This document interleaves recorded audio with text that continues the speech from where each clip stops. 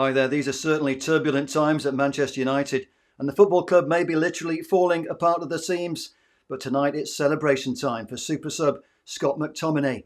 Not for the first time in his career, our Scottish midfielder is the toast of Manchester. And how important was that contribution as Ten Hag made what's probably the most important substitution of his United reign so far. 3 minutes from the end of normal time, with United trailing 1-0 against Brentford.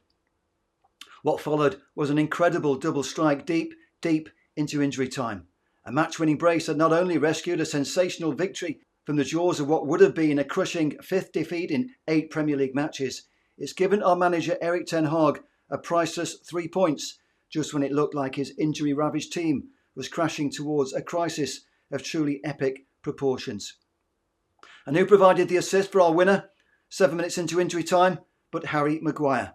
You couldn't make this up. An incredible end to a match where Maguire and Jonny Evans started as central defenders, flanked by Dalot and Lindelof.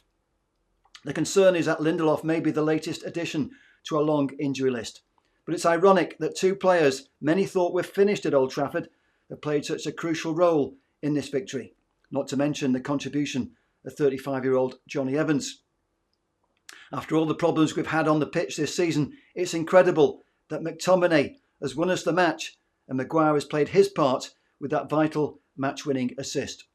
All that after another mistake by Andre Onana added to the pressure on our new goalkeeper.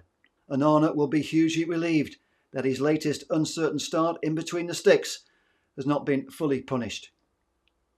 And after the way he lambasted Maguire in that pre-season friendly against Borussia Dortmund, our number 1 owes our former skipper a huge vote of thanks for the role he played in today's epic comeback. Football. Who writes these scripts? Ten Hag, of course, will hope that the run of bad luck that's contributed to dragging United down this season is finally over. This comeback certainly gives our manager and players a chance to regroup and reassess where we go from here during the upcoming international break.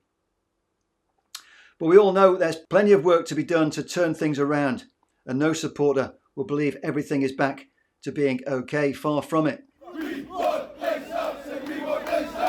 Before the match kicked off, we saw supporters stage another angry anti-Glazers protest. That's because our problems on the pitch are magnified off it. United fans know there's been a shocking decline at our football club from top to bottom, and fans were incensed by the midweek goings-on against Galatasaray. I'm not just talking about the football. Feelings have been running high among Manchester United fans following the ticketing fiasco for Tuesday's Champions League defeat by Galatasaray. It's no surprise we saw fans vent their fury with a flash protest before today's game. Led by the 1958 group, supporters made their feelings seen and heard an hour before kick-off when they gathered outside the ticket office. Our global fan base know our football club is in real trouble, and it's our American owners who must ultimately take responsibility. As I said before, the Glazers' neglect of our football club has created a festering malaise. At half-time, it looked like our team was falling apart at the seams, along with our stadium. And while today's win takes the immediate pressure off Ten Hag, it's not a free pass for the Glazers. What really incensed our matchday fans is that the club were reportedly initially blaming season ticket holders for hundreds of Galatasaray fans infiltrating home sections of the ground for Tuesday night's Champions League match. Friday's statement issued by the club added fuel to the fire when it was claimed they'd been misrepresented by journalists and social media accounts. Supporters are fuming over the way many have been pushed out of ordinary seating areas that have been upsold in expensive hospitality packages.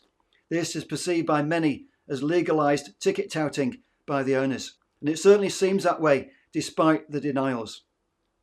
Consequently, the club's insistence that they've not increased the amount of hospitality packages being sold has not gone down well. That's because many have first-hand experience that suggests this is just not the case.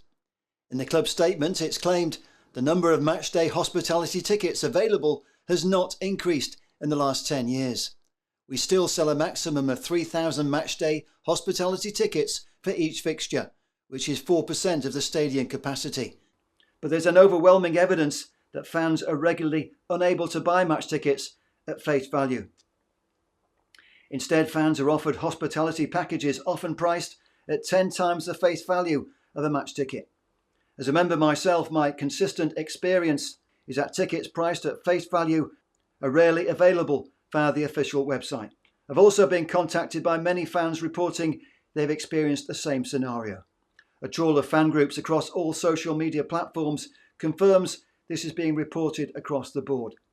So when the club statement insists an average of 19,000 tickets are made available for every home match, fans just aren't buying it. The numbers and first-hand experiences simply don't add up. But that's only half the story. Members of the Red Army were randomly classed as being a risk group by Trafford Council for the last 2 home matches against Crystal Palace and Galatasaray. This has been perceived as punishment for the sit-in protest after the Nottingham Forest match. This unexplained at-risk classification resulted in the TRA boycotting the matches against Palace and Galatasaray. That was the result of the time it took for the TRA to be removed from their at-risk classification and for the football club to confirm their members would not be blacklisted. What makes matters worse is that both games, when we had no TRA, ended up in defeat for Manchester United. It certainly waters down home advantage when the TRA's singing section in the Stretford end generates most of the real atmosphere. And instead, the TRA were missing when they were really needed. Today they played their part in the comeback win against Brentford. For our football club to compound this situation for the Galatasaray match by allowing away fans, some of the worst in Europe, to infiltrate home sections beggars belief. Fans want the truth behind why Trafford Council decided the TRA was a risk group for these matches, and the council's refusal to supply this information despite requests under the Freedom of Information Act adds credence to the belief this is a smoking gun. Meantime, the club's statement explaining their own investigations is full of information that does not sit well with our fan base. Under the heading, "What action are we taking?" the club states, "We have met with our ticketing provider to address the fact that a large number of tickets were bought by a bot. We will be strengthening our online security provision to try and combat this." These are lame excuses for an elite football club like Manchester United, and the fans are increasingly agitated by the perception that poor management of our football club is down to the owners. This season, Manchester United Football Club's reputation has been trashed almost on a weekly basis because of problems off the pitch. And it's clear that's had a direct effect on what's been happening on the pitch. Our worst start to a season since 1986 has only intensified what I can only describe as pure hatred for the Glazer family that owns our football club. 11 months ago, the Glazers triggered an invitation for potential new owners to make their offers to buy Manchester United. But the owners, apparently wanting at least double the actual value of the football club, has led to a slow-motion auction that's turned into the most frustrating of soap operas. With zero public communication with fans over what the actual state of play is regarding a possible sale, that's only created more and more hostility towards the owners. The Glazers have made it clear they believe they're immune to protests, and they've shown scandalous disrespect and contempt for our supporters by refusing to make any public announcements.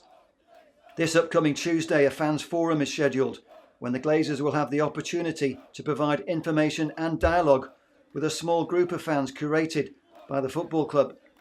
But the lack of any meaningful action in the past has resulted in calls for the fans forum to be boycotted.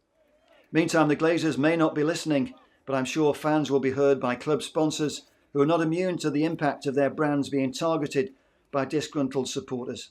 With some media outlets reluctant to contradict or question the club's narrative, it will be interesting to see how today's flash protest is reported. Here on this channel, I'm giving this story as much coverage as I can. Please share and comment. Unless there's a strong reaction right across our global fan base, it's easy for the owners to do absolutely nothing.